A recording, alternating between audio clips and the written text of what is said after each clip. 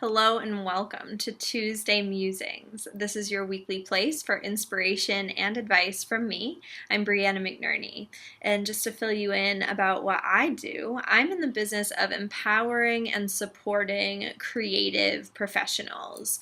I help them take control over life's highs and lows so that they can build consistency in their confidence, in their income, in their impact, and also in their work-life balance overall, so that they can feel amazing regardless of what life might be throwing at them. Today we're talking about becoming a good listener, how to kick your listening skills up a notch and use listening as just another tool that can help you create the impactful life I just described. Everyone loves a good listener, and they can be so hard to come by these days. So fine-tuning this skill comes with many advantages. Good listening, it can really set you apart from the pack. So many of the issues that we face in our day-to-day lives could be solved or avoided altogether with better communication. And a really huge essential part of good communication is good listening.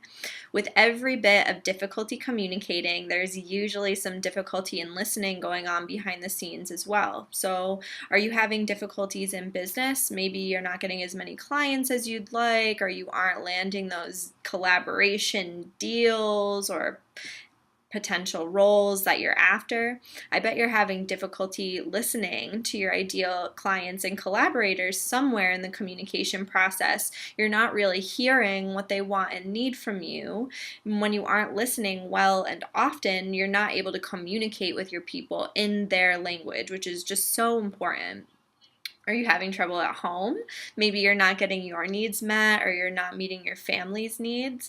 When listening isn't happening at home, it leaves everyone feeling unsupported and disconnected, yourself included. In both of these scenarios, chances are you're not really listening to yourself either. You're not listening to yourself about what you need and what's in alignment with the person that you want to be moving forward. So without good listening, we wind up taking actions based on misunderstanding. We get all twisted up in communication confusion when it's not working out the way we thought it would, and we end up needing to start all over again often, if we even have that opportunity to start over again.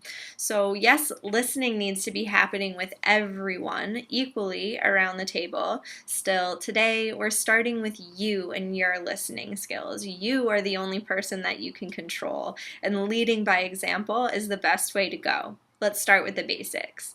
You've probably heard about asking open-ended questions rather than questions with yes/no answers. I'm sure Google has a list of open-ended questions for you that you could print out and stick on your office wall if you think that would be helpful.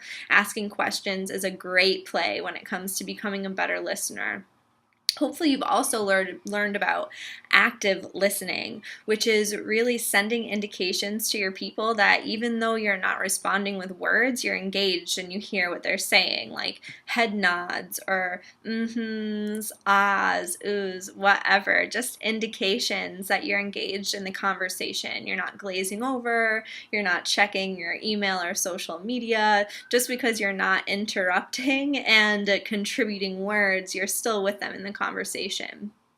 Speaking of which, interrupting is pretty much the opposite of good listening. We all do this too often, so let's practice some interruption awareness and reduction, shall we? Of course, planning your response while the other person is talking is also not listening, in case you haven't heard. So these are pretty basic suggestions. Are you already practicing them? Basics are always worth coming back to in my book. And for the already professional listeners out there who feel like they've mastered those skills, here are a couple more listening strategies that I'm working on right now. First, come into every conversation with a child's mind. Make it a habit to clear all expectations from your slate before entering a conversation. Drop the assumptions that you have and the perspectives that you formed about the situation already. Come in curious, like a kid. You're going to stay more open-minded and ask better questions that way. Don't assume. Get curious and ask people to explain what they're thinking. Slow down. Wait 5 seconds longer than you usually would before offering a response to the person that you're listening to. We have a really bad tendency to cut people off before they've actually finished their statement while they're still constructing their statement and constructing their response. So we cut off a lot of brilliance this way. Don't rush the person that you're listening to. You'll get a lot more good information if they can fully form their thought. Be diligent about keeping your emotions and your emotional reactions in check while you're listening.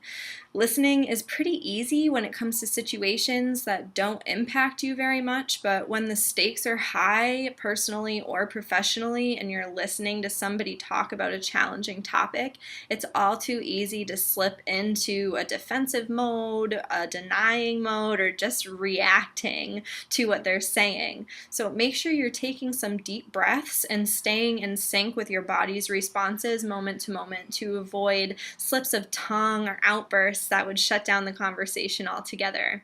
And finally, my favorite right now is watch body language. You can tell a lot about someone's experience by noting their posture, the small details of their face, and their gestures.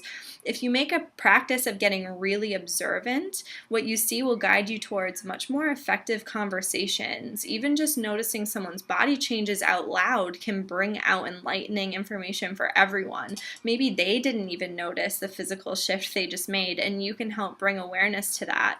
Everyone wins. You can also notice whether people are with you or not, whether you've fallen out of sync with them and you need to try a different approach. Body language will tell you a lot. So try these out and let me know what you think in the comments. Please pick the one that's resonant with you, that's most resonant, and practice that this week. As always, if you'd like some personalized help getting personal and professional results, consider scheduling an epiphany session with me. With a whole hour together to focus on you, we can create an epiphany moment so you can figure out the personalized steps that you need to take to get out of your own way and step into a really powerful, high-performing version of yourself. Together, we'll create momentum to get you rolling towards the relationships, the success, and the impact that you want to create. So I will see you next week for more Tuesday musings. Make sure to subscribe or connect with me if you want to stay in the loop.